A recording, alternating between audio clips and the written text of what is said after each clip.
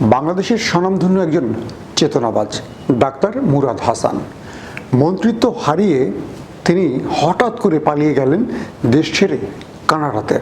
Canada সরকার তাকে সে দেশে ঢুকতে দেয়নি, উল্টো ঘাট ধরে তাকে ফেরত পাঠিয়েছে দুবাই।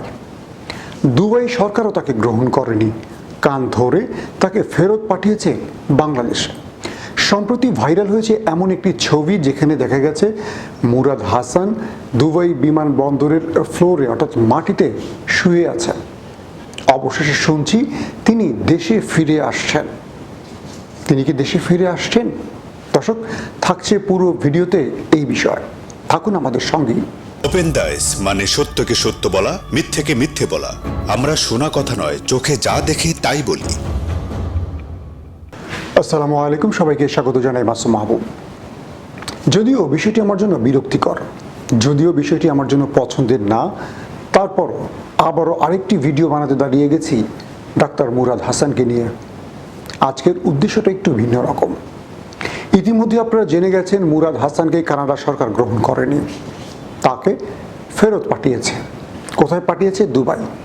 তিনি দুবাইতে এসেও দুবাইতে আশ্রয় পাননি, সেখান থেকেও তাকে ফেরত পাঠানো হয়েছে। আমরা শুনেছি রোববার সকাল 8টার বিমানে তিনি বাংলাদেশে ঢুকবেন। তবে বাংলাদেশের গণমাধ্যমে আমার বেশ কজন বন্ধুকে ফোন করে জেনেছি যারা ঢাকার সাংবাদিকতা করছেন, তারা প্রত্যেকে বলেছেন তিনি সকাল 10টা বা 11টা পর্যন্ত বাংলাদেশে ঢুকতে পারেননি বা ঢোকেননি। কখন ঢুকবেন সে বিষয়টা এখনো স্পষ্ট হয়নি। অর্থাৎ আজকের ভিডিওটা যখন রেকর্ড করছি তখন পর্যন্ত তিনি বাংলাদেশে প্রবেশ করতে পারেননি, অথবা প্রবেশ করলে সেটা খুব গোপনে রাখা হয়েছে কিনা সেই বিষয় এখনো স্পষ্ট নয়। কেন মুরাদ হাসানের এই পরিণতি, যাকে কোনো দেশ গ্রহণ করছে না, যিনি ভাইরাল হওয়া একটা ছবিতে দেখেছি দুবাই বিমানবন্দরের ফ্লোরে মাটিতে শুয়ে আছেন, কোনো জায়গায় নেই শোয়ার, যে ব্যক্তি সোনারগাঁয়ের রুম ভাড়া করে চলচ্চিত্র নায়িকাদেরকে ডেকে এনে থাকার স্বপ্ন দেখতেন বা যার জন্য সোনারগাঁ শেরাটনের রুম ভাড়া করা থাকতো, আজকে তিনি দুবাই বিমানবন্দরের ফ্লোরে শুয়ে আছেন কেন? দর্শক, শুরুতে আমরা পবিত্র কোরআনের একটি আয়াত শুনে আসি এবং সেই আয়াতে আল্লাহ কি বলেছেন সেটাও জানাবো আজকে। قل اللهم مالك الملك تؤتي الملك من تشاء وتنزع الملك ممن تشاء وتعز من تشاء وتذل من تشاء بيدك الخير إنك على كل شيء قدير। পবিত্র কোরআনের সূরা আল ইমরানের 26 এবং 27 নম্বর আয়াতে বলা হয়েছে, বলুন ইয়া আল্লাহ, তুমি সর্বোত্তম শক্তির অধিকারী, তুমি যাকে ইচ্ছা তাকে রাজ্য দান করো, যার কাছ থেকে ইচ্ছা রাজ্য ছিনিয়ে নাও, তুমি যাকে ইচ্ছা তাকে সম্মান দান করো এবং যাকে ইচ্ছা তাকে অপমানে পতিত করো। তোমার হাতে রয়েছে যাবতীয় কল্যাণ এবং তুমি একমাত্র ক্ষমতাশীল। সূরা আল ইমরানের এই আয়াতের দিকে যদি আমরা লক্ষ্য করি, আমরা নিজেরা বহু প্রমাণ পেয়েছি এই আয়াতের সত্যতা। আমরা দেখেছি এরকম বহু নেতা রয়েছেন যাদের ইশারায় পৃথিবী চলেছে, যারা এত ক্ষমতার অধিকারী ছিলেন, যা ইচ্ছা তাই করেছেন। আমরা দেখেছি তারা আবার কিভাবে নিঃশেষ হয়ে গেছে। আজকে ডাক্তার মুরাদ হাসানের মতো একজন ব্যক্তি কদিন আগেও যিনি বাংলাদেশের প্রতিটা মানুষের নাভিশ্বাস তুলে দিয়েছেন, ইসলাম নিয়ে তার বাজে বাজে কটূক্তি, তিনি এমন কথাও বলেছেন যে রাষ্ট্র ধর্ম কারা চায়, বেহায়া লম্পট লুচ্চা এগুলা বানাই দিছে রাষ্ট্র ধর্ম ইসলাম। তো মানে কি দাড়ি টুপি আর হুজুর হইলে হবো? যারা লুচ্চা লাফাঙ্গার অর্থাৎ আমাদের আলেম সমাজকে তিনি এমন ভাষায় কটাক্ষ করেছেন, তার মনে হয়েছে তার হাতে সকল ক্ষমতা, তাকে কেউ পর্যদস্ত করতে পারবে না। তিনি এত ক্ষমতার মালিক, তিনি যা ইচ্ছা তাই করবেন দেশের। আজকে ডাক্তার মুরাদ হাসানের পরিণতি একবার খেয়াল করুন, যে ব্যক্তি গোপনে দেশ ছেড়ে পালিয়েছেন, ভেবেছেন তার কাছে টাকা আছে, তার কাছে লাল পাসপোর্ট আছে, তাকে কে আটকাবে? কানাডাতে ঢুকতে চেয়েছেন, কানাডা সরকার তাকে ঢুকতে দেয়নি। দুবাইতে গেছেন, দুবাই তাকে গ্রহণ করেনি। আল্লাহ তাকে ক্ষমতা দিয়েছে, তিনি অপব্যবহার করেছেন, আল্লাহ তাকে অপমানে পতিত করেছেন। ছোট্ট একটা পৃথিবী, সেই পৃথিবীর ছোট্ট একটা দেশ, সে দেশে ছোট্ট একজন নেতা এত ক্ষমতা প্রয়োগ করেন, এত ক্ষমতার অহংকার করেন। আর যিনি পুরো পৃথিবী সৃষ্টি করেছেন, এরকম পৃথিবীর চেয়ে হাজার গুণ বড় বড় গ্রহ নক্ষত্র সৃষ্টি করেছেন, ভূমণ্ডল সৃষ্টি করেছেন, তার ক্ষমতা কত হতে পারে? নিঃসন্দেহে আল্লাহ ছাড় দেন, ছেড়ে দেন না। প্রতিটা অপরাধী যখন অপরাধ করে, আল্লাহ চেষ্টা করেন তাকে ফিরিয়ে আনতে, তাকে ছোট ছোট বাধার মুখোমুখি করেন, ছোট ছোট আঘাত করেন, যাতে সেই বান্দা তার ভুলগুলো বুঝতে পেরে আল্লাহর কাছে ক্ষমা চেয়ে ফিরে আসে।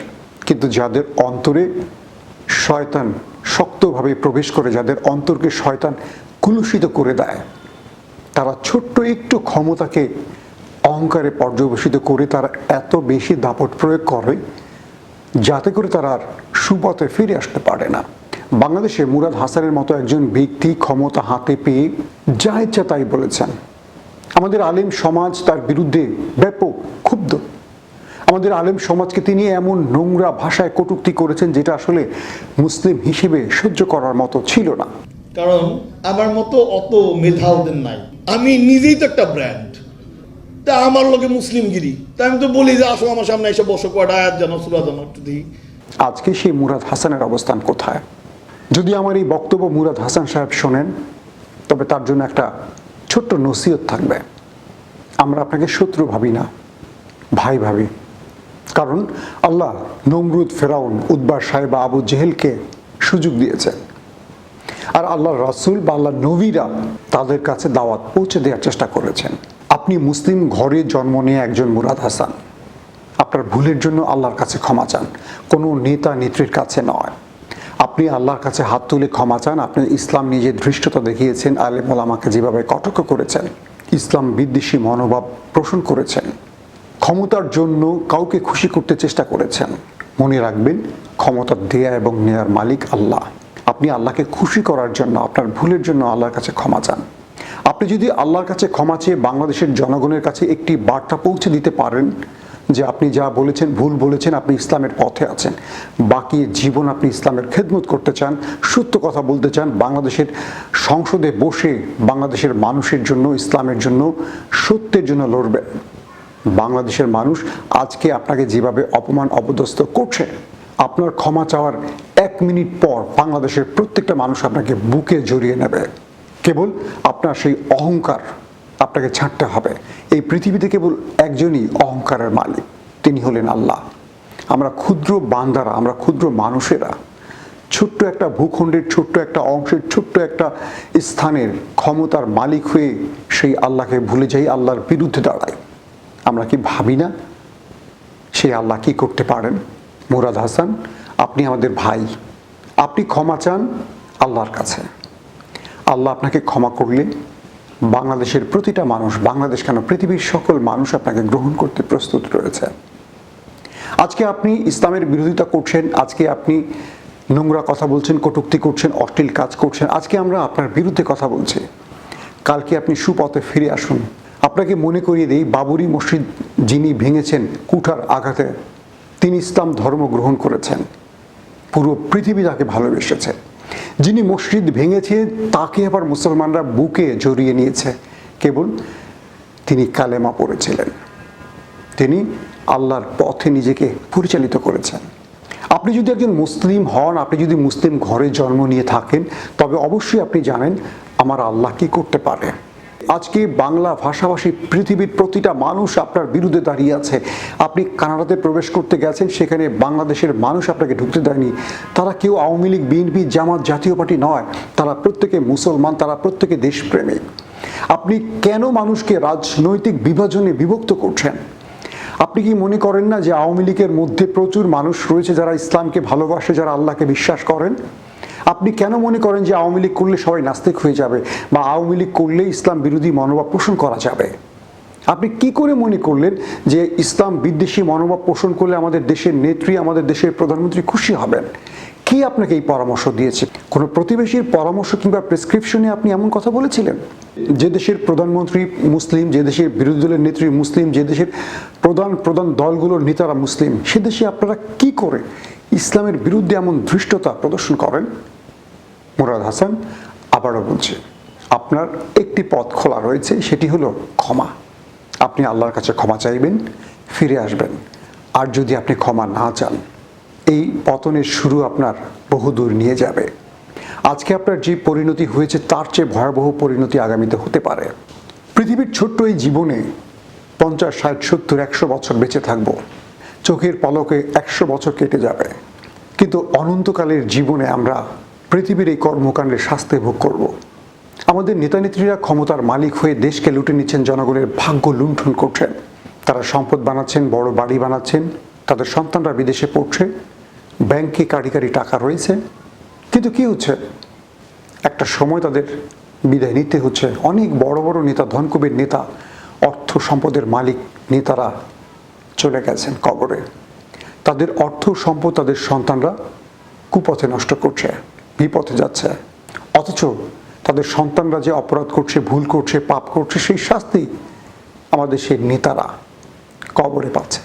মুরাদ হাসানের মতো একজন ব্যক্তিকে নিয়ে কথা বলতে গিয়ে আজকে অনেকগুলো কথা বলে ফেললাম।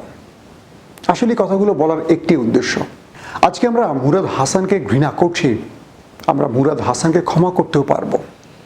আজকে মুরাদ হাসানের এই পরিণতিতে আমরা হাসছি, আমরা তালি দিচ্ছি, কিন্তু মুরাদ হাসানের মতো একজন ব্যক্তি যদি সৎ পথে ফিরে আসেন, ক্ষমা চেয়ে ইসলামের পথে ফিরে আসেন, সত্যের পথে ফিরে আসেন, আমরা তাকে গলায় জড়িয়ে নেব। মুরাদ হাসান তার ধৃষ্টতার জন্য, তার অপকর্মের জন্য, ইসলাম বিদ্বেষ আচরণের জন্য তিনি যথেষ্ট নিন্দিত হয়েছেন এবং তিনি তার শাস্তি পাচ্ছেন। আমরা মুরাদ হাসানকে ঘৃণার বদলে আসুন তার কাছে সত্যের দাওয়াত পৌঁছে দিই। এমনও হতে পারে জন্মের পর থেকে মুরাদ হাসান কখনো সঠিক ইসলামের দাওয়াত পায়নি। আমরা হরহামেশা অনেককে গালাগাল দিয়ে থাকি, কোনো মানুষের কাজের সমালোচনা করে থাকি। কাউকে আমরা নাস্তিক, কাউকে আমরা ইসলামী নেতা, কাউকে আমরা ইসলাম বিদ্বেষী বানিয়ে ফেলি, কিন্তু কজনের কাছে আমরা ইসলামের দাওয়াত পৌঁছে দিচ্ছি?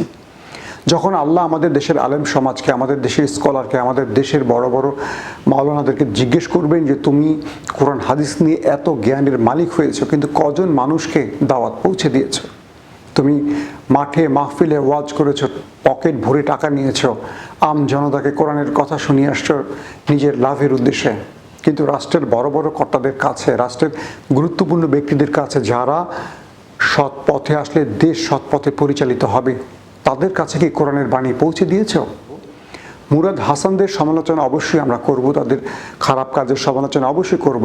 এই যে আজকে দাঁড়িয়ে কথা বলছি, এটিও সমালোচনার অংশ। কিন্তু মুরাদ হাসানদেরকে আমরা আদৌ কি ইসলামের দাওয়াত দিয়েছি কিনা, সেই প্রশ্ন আল্লাহ আমাদের করবেন। দর্শক, আজকের মতো শেষ করছি। প্রত্যেকে ভালো থাকবেন। আল্লাহ হাফেজ।